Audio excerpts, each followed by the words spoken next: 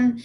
I have it a little tilted back. I decided to do my recording over here today so you can see some of my spooky Halloween classroom decorations. And I'm at my little tall table in my classroom. If you've never seen it, I'm wearing my jersey because it's Jersey Day for Spirit Day. And it's a happy Friday. Today is Friday the 16th, but you will be watching this Monday the 19th. Really bad at figuring out weekend math. It takes me, I overthink it. Anyway, okay, today I'm very excited to start Sleepy Hollow with you, or The Legend of Sleepy Hollow. I was told by some of your classmates that you may have read it in 7th grade. I'm not sure. If you didn't, then it's fun, I promise. If you did, then I hope you liked it and you get to hear it again. Okay, but a little background before we start. So I want to talk about, first, you may be wondering why my screen says, who are the Knicks and how do they get their name?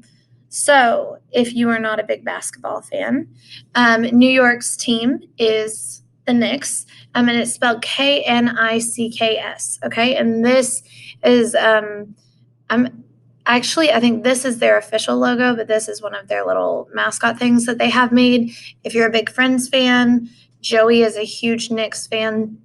But a lot of people don't know how we get the name Knicks. Most people, especially basketball fans. So this man, Diedrich Knickerbocker. It's a funny name, I know. Diedrich is spelled died rich, by the way. So Diedrich Knickerbocker is New York's finest historian, Dutch historian. There are a lot of people of Dutch descent in New York, and author. And in my little cursor is in the way, I'm sorry. In 1809, he went missing.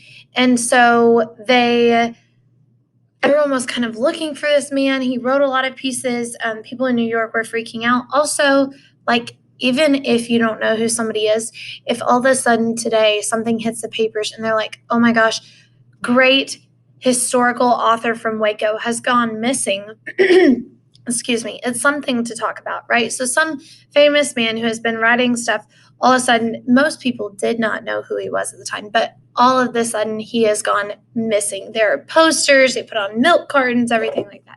Actually, I don't know that they had milk cartons back then. They probably had the milk bottles, but you get the picture. Okay, everyone is looking for this Diedrich Knickerbocker. And then all of a sudden, he starts producing more and more pieces of writing, of literature to submit to the paper. And you're like, this man is missing, but he's still writing. So, of course, everybody goes and reads what he is writing because this missing old man is still publishing somehow. He's still getting his work to the publishing office, and it's this huge mystery. And where is he coming from and what's going on? As it turns out, there is no Diedrich Knickerbocker. It is a man named Washington Irving, and he is very, very smart. His stories were not selling as well, so he went under an alias, a fake name, right, of Diedrich Knickerbocker, who was a historian, which, by the way, Washington Irving in real life was a historian as well, New York born. And he made this fake person that he was submitting papers under and then decided his works weren't famous enough, so he had this huge scandal of Diedrich Knickerbocker going missing, and then all of a sudden his work started selling like crazy, and now Washington Irving is one of the most best-selling authors of all time. Now, that being said, he had not written Sleepy Hollow yet when he pulled this little stunt, and Sleepy Hollow and Rip Van Winkle are both his two most famous works, so we can argue that maybe he wasn't technically good enough to start selling, but definitely creative, definitely smart. What a marketing technique, right? Okay, so Washington Irving is his name. He was born in New York. He did live in Europe for a period of 17 years. Actually, when he wrote this, he was living in England when he wrote Sleepy Hollow. But he is recognized everywhere. Irving, Texas, every single year has a parade for him on Washington Irving Day. My professor at Baylor is actually the founding member of the Washington Irving Society. If you don't know, they have a society for every dead author out there, especially the classics. Okay, and it's like the Edgar Allan Poe Society. They actually, with the really famous authors and classic authors, it gets like high society. Like people from around the world are going to come and join to talk about this person, like prestigious people. So my professor has been flown to other countries. She has hosted like international events over Washington Irving. And it all started because she was a college student and she had to write her dissertation on somebody. She wrote it to get her PhD. She wrote it on Washington Irving because she really loved his work. She thought he was a good author. And she was a member of several other societies. And she said, oh, there's not a Washington Irving Society. So she started one. And then all of a sudden she was getting calls from like people all over the world like, hey, we would like to come sit down and meet with you and plan stuff for this Washington Irving Society. We would like to be a part of it. So super, super cool. I'm technically a part of it. I joined before I graduated. I don't get the newsletter or invited to anything. I just like to say that I'm a part of this society. It's the only society I'm a part of aside from regular, Okay. So what came from Knickerbocker and how we got that word to begin with. So we know it was Diedrich's last name, his fake man. But how it came about was Washington Irving. He started calling, so the pants were called knickerbockers that the men wore in New York back then, these puffy pants that you see right down here. He started calling knickerbockers people of just the men of New York because they wore them. So they were the knickerbockers. Originally, the term meant like herding goats or something in England, or a man who herds goats, or a herd of goats, something like that. I'm guessing they wore pants like this, and then they were brought into American fashion, and then that's where we get knickerbocker from. So he did not make the word knickerbocker, he just changed the meaning altogether. So he called these men knickerbockers because they wore these shorts, okay? And then that got shortened to knickers, which later transitioned to meaning underwear if you're in your knickers now. But it used to just mean these pants. It used to mean you were wearing your knickerbockers. Okay. Then he also claimed in his papers, he called New York City Gotham City, probably more in relation to Gothic writing.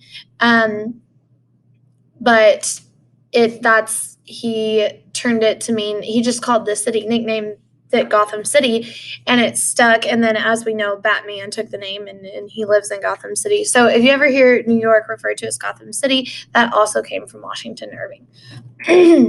Okay. And then we get to the legend of Sleepy Hollow. So this story he wrote, very famous. It's the Headless Horseman story. So I'm sure you've at least heard of the Headless Horseman if you have not read the story or seen any of the movies.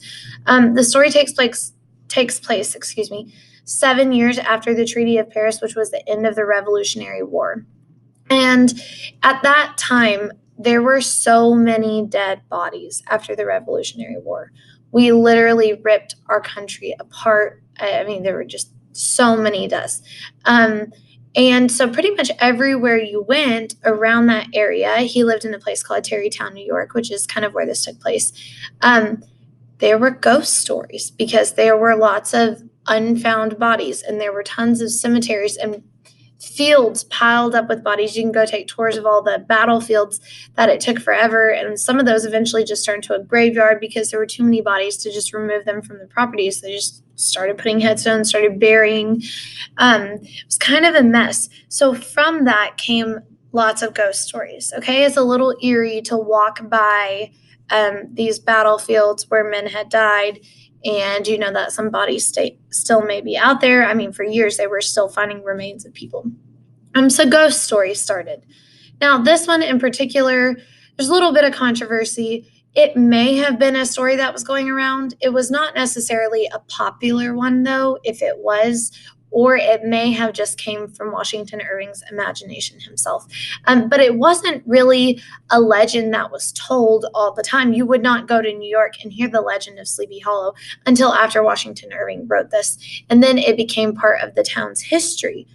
So it's really, really cool that he just wrote a ghost story essentially and changed history of New York City. If you go there, they will tell you the legend of Sleepy Hollow, kind of like how when you go to Cameron Park, there's the story of Lover's Leap. Fun fact, almost every state in the United States has a Lover's Leap and the same exact story to go along with it. Every state. Pick one. That pretty much tells us that more than likely it was not true, or it was true in one place and every place with the cliff used it for good advertisement. It makes people want to go because there's a mystery there, there's a story there. And that's essentially what happened with the legend of Sleepy Hollow. It was not a legend that was told about their town, but when it wasn't a story, well, now we're going to tell people as if this were actually something that happened, that people believed there was a ghost. But it was just a story. Nobody believed it. It was a story he made up in his head, and then people started acting as if it were true. So there is a great movie, a Disney animated movie called The Legend of Sleepy Hollow that sticks to the story very closely. It's a good, accurate representation of the characters of the story. So if we do watch a film with this, I don't know if we will. I don't know if I can get it past this video and the legal rights with all of that. I'm going to try my hardest, but I'm not guaranteeing anything, but you can rent it. It's on YouTube. But there is another movie just called Sleepy Hollow. Came out in 99. It's got Johnny Depp in it. It's a very good movie. Definitely different from the story. So please don't go watch that movie. It is on Netflix, but please don't, or Hulu. I can't remember what I watched on. It's on one of them. Probably Netflix. I prefer Netflix. But please don't go watch that movie and try to take the test on this then, because they are not alike at all. They definitely take a lot of artistic freedom and really turn Ichabod Crane into a completely different character. However, it is an entertaining movie. I was going to play the trailer for you, and then last time I did that, we video blocked my videos for copyright. So you see I've got it down here, but I can't play it for you. If you want to look it up, it's Sleepy Hollow trailer, not The Legend of Sleepy Hollow, just Sleepy Hollow. That's what that movie is called. The whole story is called The Legend of Sleepy Hollow. So if you want to go and watch it, that's awesome. Maybe get you into the mood for the days to come. And as we read this and do our activities over it, I'm very excited to get started. I think this is just like a super entertaining story. And I think Washington Irving himself and or Diedrich Knickerbocker is entertaining also. So we will start tomorrow. This ed puzzle is the only thing you're doing today. I'm embedding the questions, and this is the thing that you will be graded over. Okay, so I hope you watch this video through its entirety because this is your grade. And have a good day. We'll start reading tomorrow. Bye.